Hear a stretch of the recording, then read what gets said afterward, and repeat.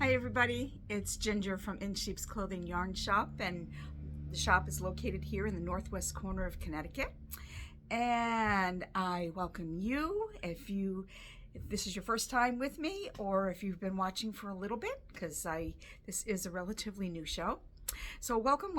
I am in my yarn shop. It's the end of the day on a Saturday afternoon. It has been absolutely gorgeous outside, and I don't normally get spring fever. I usually get autumn fever, but I'm getting spring fever, so I am looking forward to getting out for a little while late this afternoon and maybe enjoying a little bit of the sun. I am actually, last time I was here with you, we had a little excitement with the mourning doves out on the front, and I'm looking right now, I've been leaving food out for them, and I'm seeing it scattered around a little bit, but I have not seen them, so they're definitely out there getting some food. And I have named my birds, and the male is Frankie, and the female is, what is her name? Francine. So Francie and Frankie. And she's been up on her nest for the past week. So keep our fingers crossed that we have some healthy little birds shortly. So anyway, I want to thank you. First of all, last week was a wonderful local yarn shop weekend here, and I want to thank you for making that all a success. For those of you that joined in, hope that you're having a really nice weekend. I did finally finish my local yarn shop shawl. It was called the Trust Fall Shawl. That was done in Jody Long's Alba, and here it is. And I'm very pleased with it. And you can see that it's this is it right here. But you can see that it is a crescent shape shawl. Let me just take it off of here. And it only took 2 balls, and it was one of the light gray, almost more of a silver, and then one of the medium gray. And it's funny because I was originally going to do this in 1 color, and then I saw the 3-color version, and I'm thinking I need to change this thought. But I did not, certainly my plan was not to do half and half. I did not want how that would look. However, it worked out quite nicely because starting out, with just a few stitches at the beginning and increasing, it ends up looking like it's 2/3 and 1/3, even though it's actually 2 balls of yarn. So that made me very happy. I'm actually very happy with how it came out. And I had a customer that called the other day that had seen mine partially started and was deciding that she wanted to do the same version. So luckily I still had 1 ball of this left. But I was thinking it would be kind of fun to do, if you had 2 balls of, 2 different colors, you could give that a try. Now what I ended up doing, what I would change a little bit is at the bottom, I wouldn't have minded. I was afraid I was going to run out of yarn, and I just had enough to really finish it. I would have liked to have made the bottom a little bit deeper. So what I maybe would have done was to eliminate this last repeat and to have made this a little long, and to make this deeper. But other than that, it's not really noticeable, and it's really fine. But it's so pretty. It's so soft and lightweight, and gave it its little bath last night, and it just came out really pretty. Oh, I see. The sparrows are out eating some of the food too. Okay, so anyway, so that was the Trust Fall Shawl, and I still do have yarn for this, so if you want to do 1 color, or if you think you'd like to maybe choose 2 different colors, you could certainly do that. So anyway, glad we are done with that, and now on to other things. And my other things are, let me see, I need to get my chickens done for the window. I had to kind of set that aside to make sure that things were getting done. So I can get a chicken done in a weekend. So this is what one of the chickens is going to look like. For those of you that might not know what I'm doing, I decided that I have a window that I have these sheep out in. not real sheep, they're like big cement lawn ornaments that are in my window. And I was thinking that wouldn't it be fun, and I did get some nesting boxes put some nesting boxes out there and put my chickens out there and really have a little farmyard theme going for the summer. So that's what I'm doing. So anyway, this is going to be the color. I just started one of the feathers right now, but I think this will be, look at this. This is Ito. I think this will be such a fun colorway. And then I have some of this too. So this will be the one that I'm working on now. And then also, because I need to get two more done. I need to get two done. I already have one finished.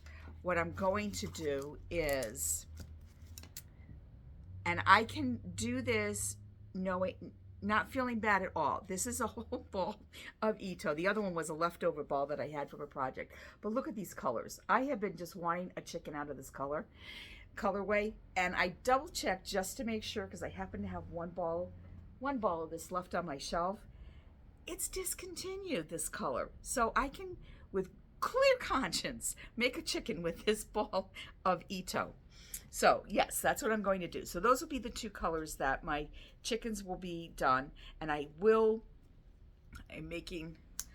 doing it. I'm going to say it. I'm going to have my window done for next week when I will have a picture up for you. That is what I'm going to have for next week for you to see, is my window with my chickens. So yes, that's the big news for that. Let's see, what else do I have? Very, very excited. Noro trunk show. Yes. So I'm getting it earlier than I was expecting. I thought I was going to be looking at July, which is getting a little late in the game for the Noro summer trunk show. And I'm sorry if you're hearing any road noise. We got it's a beautiful day, so lots of bikes out there. So I will be doing an in-store trunk show. And that is going to be Saturday, June 8th and Sunday, June 9th, and they'll be from 12 to 3. So if you're in Connecticut and you'd like to come to the trunk show, we do a lunch, we do the trunk show. I'm going to be doing a workshop. And so if you'd like to come to that, 12 to 3, you just have to, it's on the, let's see, it's up on the website, and you can register there. Or you can come in the shop or give me a call and register that way. If you are not in Connecticut, actually, I've had people that have traveled to this event. But if you're not up to traveling, do not worry, because you will not miss out on the actual trunk show, because I will do one here on the YouTube channel, and I'll probably, because you can't get enough of Noro and you can't get enough of the trunk show, I'll probably do also a Facebook Live where people can actually ask questions and get answers at the same time. So I'll probably try to do that. I'm pretty sure I will be doing both of those things. So you'll get a chance to see the trunk show. So that'll be great. So if you'd like, you might want to order your copy of the new Noro magazine.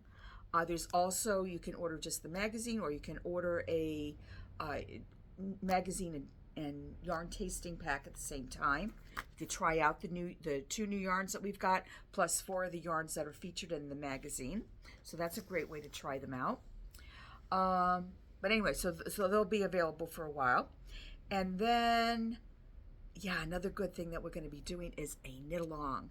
We are going to do a knit along based on the Noro cover. So these 2 sweaters, my information stuff here, there we go. So these 2 sweaters here, this one here is knit top down, and then the other sweater is knit bottom up, and it's knit in pieces.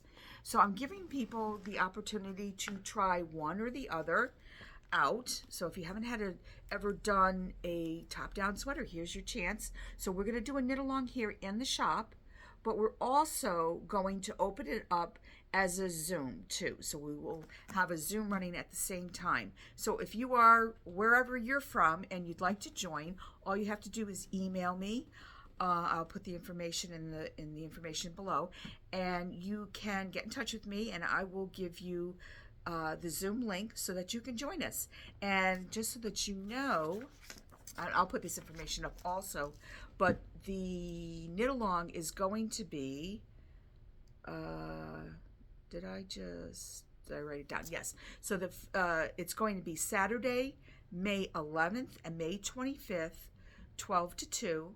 And then our last Saturday will be June 22nd, also 12 to 2. And so you can register, and there'll be Zooms for all 3 of those sessions. And I think that it'll be so much fun.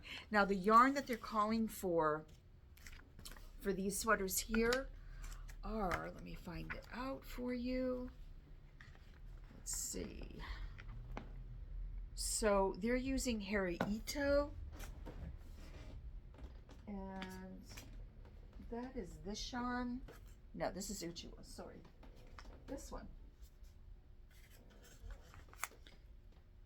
And this yarn, and they're calling for, and I have this up on the website, they're calling for whatever size you're using, between 2, 3, or 4 balls of this yarn. It's a worsted weight yarn. Yeah, it's a worsted weight yarn, has 300, about 400 yards per ball.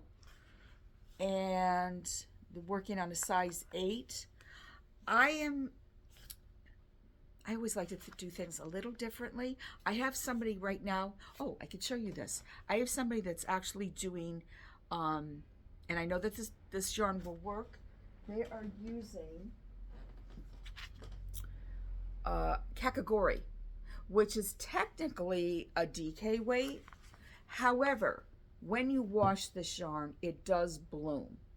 And it will give you the gauge, or at least this customer, look at this. She did such a great job. She came in today because she was all excited. Well, she wasn't sure whether she had the right gauge. And when I checked it, she was perfect. She was dead on. But look what she did, because she's doing the sweater in the round. She did her swatch in the round. And you see how she's got the ends here? Actually, I didn't even ask how she did it. She either worked, I'm not sure how she did it, but worked in the round and then cut it. That's probably what she did. She worked in the round and she cut it, and then she washed it. And the top, she used a 6 up on the, now I forgot what she did. 5. She used a 5 up here, which is a little bit too tight, which is actually, I mean, is a good gauge for the yarn itself. However, nah, it's a little snug. I actually like the 6, which gives her the gauge. Now, they're using an 8 in the magazine, but that's okay. Whatever gives you the gauge. It doesn't matter if it says a 10 needle. If you're working on an 8 and you're getting the gauge, that's what your needle size you're going with. So anyway, so she's going to be working on a size 6 for hers. So, DK weight, she got the gauge. I want to also use a DK weight yarn, only because I don't necessarily want to follow the rules, but also I adore this yarn right here. This is one of the new yarns, the Natsumeki, and this is a DK weight. But I am absolutely crazy in love with this yarn, and I want to use it for this sweater. So I'm going to do my gauge. And actually, I did do a little swatch that I did wash, and I did actually get the gauge with this yarn, but I didn't do it in the round. I wasn't as good as my customer was. So I should do it in the round. So I will do that. And if you want to do a gauge in the round, what you just do, you have to, if you don't like doing gauges, you're really not going to be happy about this, but it will give you a much more accurate gauge, because when you're working your sweater in the round, you're not purling, at least if it's just a stockinette in the round. So if you're working back and forth, that means you're knitting and you're purling, and that's not going to give you an accurate gauge. So what you want to do is to cast on enough stitches that you can get around on the round needle, and you want to work in the round. And then what you would do, actually, she must have, to have these ends, you know what she did? That I don't know what I was thinking. She would have had a tube. she wouldn't have these ends. So actually what you can do, if you don't want to work totally, if you don't want to put all those stitches on and work in the round, what you can do is put the stitches on and then work back, you're going to knit across, and then you slide your stitches and you carry the yarn across the back, and then you knit across again. Then you don't slide, you take the yarn and you pull it across the back and you knit again. So what happens is you get, it looks like this, but they're connected. So when you're done, if you want to measure properly, what you'll do is you'll cut those floats, and then you can accurately measure across what you got for a gauge. Or if you want to knit a little bit more, and you don't want to have to do that, because I had a customer, and she knows who she is, that whined through the whole thing. She was doing a gauge in the round, and she really hated carrying those floats because it is really hard to get them to go loose enough across the back. That's why you have to cut them, because what happens is your piece starts to curl in, because it's really hard to get it to carry that yarn across completely. So to me, I would just as soon, because it would work even faster, I would just as soon put on more stitches, work in the round on my 16-inch needle, because I'll work much faster that way, not having to deal with carrying that yarn across the back, and then I don't have to cut it. That's what I would do. I would just, you're investing a little bit more time, a little bit more yarn too, and then you want to wash it, because your gauge is not really truly going to tell you what's going on until you actually wash it. Because this yarn would not have seemed like it was going to work until it got washed and then it bloomed. And then it's like, yes, this is what the finished gauge is supposed to be. So that's what you want to do. So yes, if you have any additional questions about that, you can. Actually, what I should probably do, is do my gauge in the round, and then I can talk about it again. But this is what I want to do my sweater in. Hopefully I will be getting the gauge on it. So anyway, so if you want to join us, think about what yarn you'd like to use for the sweaters. Anything that's going, and Noro has any number of yarns that will give you a worsted weight gauge. You could use Akari. You could use Akari Solo. If you wanted to do it in a wool, except we're kind of talking this would be nice for a summer sweater. I mean, you can do Ito, but Tsubami would be lovely too. That's a silk blend. Yeah, that would be really nice to use. But again, we know that Kakigori would work.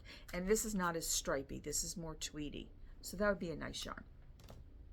Okay, so anyway, that is our knit along. Okay, so I have chickens to knit, but I also need to get back on track to knit the sweater that is out of the Noro Outtakes booklet, and this is the sweater that I'm knitting right here. And Echo, I think it's called. And this is in one of the new yarns called Compito, and it's this yarn right here. Again, it's a cotton blend, not quite as stripy as some of the other yarns. I started it, and I haven't gotten any further than what I started. And because I'm not really doing a gauge, I'm starting my sleeve, and I'm using this as my gauge. So if I have any changes if it's a really drastic change, then I'll start again. But if it's not that drastic, a sleeve is very easy to adjust. Either, subtracting some stitches, adding some stitches, and then making sure that your body is the correct gauge. But anyway, so that's what I do, is I start a sleeve, or I start a half a front. Or sometimes I will do a gauge, but if there's any question, if my gauge is going to change on me, that's what I do, is I start a sleeve or a half of a front. Okay, so that's that. I'm excited to start that. I'm excited to work on that sweater. Something new that I got in today in the mail is I got these Knit Kits sock rulers. And these are, they do this thing. Let me see here. So you put them in your sock. They have centimeters, inches, and then on the back, if you want to slide it into you slide it into your sock like this, it tells you the sizes for women's sizes and the men's sizes. Now it's like a rubber, it's metal on the inside, rubber on the outside. And then what it does do is, let me see, it goes this way. It will roll up so that you can very easily throw it in your bag. Also, another thing that you can do, I was looking, because it didn't come with any instructions as to how to use it. So the other thing that you could, because I was thinking like, oh, it curls, you could put it on your wrist. And I had kind of wrapped it around my wrist. Well, when I was online looking at how it works, they showed that all you have to do is go, ow. When I did it, I was like, who wants to do that? That really hurts when you slap it on you. Didn't they have watches or something like that? Swatches or something? I don't know. You slapped it on yourself, and but it does it. Ouch! It stings when you do that. So don't do that. All you have to do, if you want to actually, my arm's actually getting red from that. It hurts. All you have to do is just kind of like, just wind it on and just, there you go. You're good to go. So if you want to just keep it handy, and just, it makes just a great ruler, whether you're using it for socks or whatever. I mean, it goes up to 11 inches. That's handy. So it's kind of an inexpensive sock ruler. So I just thought it would be just it's a nice little gift item. So anyway, it comes in, I have them up on the website. It comes in these 4 colors, and I can't believe my arm is red from doing that. But anyway, so they're just a cute little fun thing if you want to, if you need a gift or just for yourself. So it's handy. I'm going to stick this in my bag. I can never have too many rulers. Yes, I'm not really a sock person. But I really hope to be this winter. I have one sock that I did knit for my daughter. She did not get them for Christmas. So she'll get the others. So this Christmas, maybe even for her birthday, she will get the pair of socks. So I will have to make sure that I try this out on the sock. So let's see, what else do I have to talk about? My arm is literally burning right now from smacking my arm with that. I know, I'm being a baby.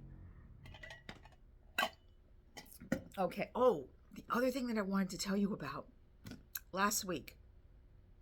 So I started, the show ended up being part 1 and part 2, which I had no intention of doing. It never occurred to me that something happened, and instead of just turning the video off and then picking back up, I literally just turned it off, shut it off, and I restarted. I should have I didn't realize that I could just turn it back on and just start again, continue from where I left off. So I ended up having to do, and I didn't know how to pair it together. I guess there's some special way to do it. So I said, okay, fine, we'll just do part 1 and part 2. Well, that was fine, but then I started to notice that the people that were watching part 1 weren't necessarily watching part 2. So I don't know if you were not aware that there was a part 2. So I'm letting you know, there was a part 2. There was like another 12 minutes to last week's video. So if you want to check it out and see what you might have missed, or maybe you don't want to, that's fine too. But I'm just letting you know, in case you didn't realize that there was another part to the initial one. It's there, so you can check it out. Yeah, I'll get this down eventually. You're gonna learn along with me. There's still things that I know that I need to be doing, that I just have to figure out how to do them. Okay, so what else did I want to talk to you about? Okay, so that's my chicken pattern. Can't lose that. You have no idea how many times I go home with half of what I wanted to do. I go to sit and knit, and I realize that I left whatever, like the yarn the other night. I left chicken yarn here in the store. Okay, I'm trying to find my notes. What else I wanted to talk about? Let's see. I did talk about that. I guess I got kind of covered a lot of stuff. Isn't this top? I love this top so much. This is one of the tops that I talked about last week. That was in the Outtakes magazine. I just love it. Unfortunately, this color is on back order. I hate that word. The two words I absolutely hate, and I could just bite my tongue off before I actually say them, is back order and discontinued. I am so sick of those words. But it's like, it's just a part of the business. I mean, there's always yarns that are being discontinued. There's always colors that are being discontinued or on back order, something that's really popular. Or on back order because it's so popular, and then before you know it, it has been discontinued. It just makes me crazy. But it's just, yeah, it's part of the business, and I really apologize for that, but there's not a whole lot that we can do about it. I did want to mention the scarf that I'm wearing. Isn't it just so pretty and springy? This is woven, and one of my customers, Betsy, thank you very much, she wove a bunch of scarves for me. She had taken a weaving class and had gotten a loom from me, and she's been enjoying weaving, but she just did me the big favor of doing some scarves and some of the yarns that I carry. Like this one here is Giardino, which is this yarn here. And again, okay, aren't these colors really pretty? So this scarf is actually woven 2 balls of yarn the same color, and that's what gives you this really pretty gentle plaid effect. It also has a little bit of a novelty ladder yarn in there too, and you could see it actually here in the fringe. But only took 2 balls of yarn, and you just put on your warp and you just weave with the same yarn, and it just comes out like magic, and it's so pretty. But this, yeah, I wore this one because it was just so springy and pretty. And this color is discontinued. This was color number 112. I would not have had Betsy do this color if I had realized that it was going to be discontinued. I went to reorder it and then found out, oh, it's not there anymore. But this color, Sweet Pea, is still available, and I think that would be absolutely stunning in this scarf. And this is a wonderful beginner project because you don't know, it's just basic weaving. You don't need anything fancy, and you get something absolutely gorgeous. I mean, these colors, this is the color actually that I'm substituting now because it has some of the, I mean, it's not like it, but there's just nothing else like it. But that is a very pretty springy color too. Then this color, I love, it's almost kind of southwestern looking, really pretty. So I will be showing you, that's another thing that I do want to get into, is talking about weaving, and maybe show you a little bit of weaving at some point. Well, later on in the spring I'll do it. I don't get a whole lot of time to weave anymore, and usually it's summertime that if I can find some time to squeak out, it's during the summer that I do the weaving. But I would love, if you're interested at all, yeah, I'd love to get you all kind of interested in weaving too. It's a great way to use up, if you have the odd balls of yarn, like say you've got one skein of this, and you've got one skein of something else, or you have one skein of a solid color, all you need are 2 balls of yarn. This is like a little over 200 yards, 284 yards. All you need is like 400 yards just for your basic scarf. So 200 for your warp, 200 for your weft, and you have a scarf. It's a great way to use up just things that you have floating around that you don't know. Sometimes I think it's easier to use up odds and odd balls of yarn in weaving than it is in knitting, because you can get away with so much more. Things meld together a little bit more with weaving than maybe it does with knitting. So yeah, so you might want to keep that in mind. And this scarf was just woven on a basic rigid heddle loom, so you don't even need fancy equipment for a loom. You could even get like a really narrow, if you think, oh, I'm just going to do like a lot of scarves and make great gifts, because believe me, people think when you weave a scarf that, boy, that is something so special, because they can't imagine weaving. They see people knitting, they understand that knitting a little bit better, but weaving just seems like something like, wow, you have to really have special skills and equipment and everything to weave with, and which you don't necessarily need. So you can really surprise people with something really gorgeous that looks absolutely stunning, that is done so simply. And so that's a really wonderful thing about weaving. And it's fun, and there's something very zen-like about passing the shuttle back and forth, and beating it. It's just, it's a really wonderful. I will have to show that one of these days. I will definitely do that here so that you can see that. So let me see if there was anything else. Oh, yes, there was one other thing. I always remember at the last minute. I'm just looking around myself to make sure I haven't forgotten anything. But the one thing that's buried under other things, I didn't do it last week because there was so much that I did want to get through. But remember that I wanted to talk about books that are on my shelf that I wouldn't part with. And this is another one of those books. I keep pulling out books like, yep, this one's going nowhere. I'm keeping this book. So this is one of the books that I got, again, in quite a long time ago. I've had this book for quite some time. This book is still, I checked, there are still, you could probably still find used copies of this book. It's called Classic British Knits, and it's by Madeline Weston. And I probably have had this book for about 25 years. And I just love it because it is 40 traditional patterns from England, Scotland, and Ireland. And I have made some things out of this book. I'll show you some of my favorite things. And it's a pretty book. It's done very, very nicely. And it shows you like the Ganseys. And I just want to show, I love this sweater. I keep saying, the woman's sweater right here, I keep saying that one of these days I am going to make that sweater. Here it is. There's just something about it. I love the relief design. And this is, yeah, it's a chunky sweater. So I just think it's so pretty. And then here's some of your typical Gansey sweaters. And then, oh, this is the sweater that I made. This was a gorgeous sweater.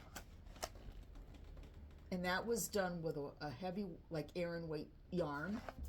And the back of this, I actually saw a woman before I ever made this, before I even knew about this book. I ran into the post office one day, and I happened to see this woman. I actually had to stop her. And it turned out that she owned a yarn shop a few towns over. And she was this beautiful statuesque woman, and she had this sweater on, and she had knit it. And here's the sweater. And it was just the most stunning sweater. And I love the asymmetry of it. And the bobbles, I had such a good time knitting the sweater. However, there was one major lesson I learned about it. I don't know why I did this, but I decided I wanted to do all my ribbings. Don't ask me why I did this. So I was doing the ribbings, and I got the back done, and then I think I was doing a front, and then doing another front, and something wasn't measuring correctly. It turned out that all my ribbings were a different length. And guess what? Because I wasn't using the same measuring device. I wasn't using the same, oh my goodness. Not ruler. I wasn't using a ruler. I was using a tape measure. Thank you. Tape measure. I had like 3 or 4 different tape measures. Don't ask me why. I just did. When I checked out all the different tape measures, they all measured different measurements. because there were some that were plastic, there was one that was a fabric one, it was an old one. They all were not, the inch was not an inch. The initial inch was not an inch. So whenever you measure something, you should really try to keep the same, whatever you're measuring with, you should always keep, and you should check it and make sure, because plastic ones do stretch, and I don't even think they make cloth ones anymore. That was an ancient one that I had.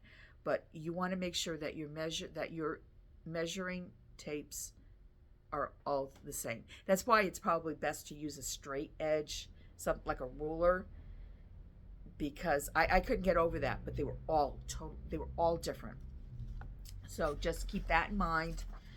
Now here's another piece. I just absolutely love this. First of all, the color is amazing for this. This is an old shell shawl, Shetland lace. Look at this. Now this is one of those square shawls, but isn't that beautiful? And that's what they call old shell.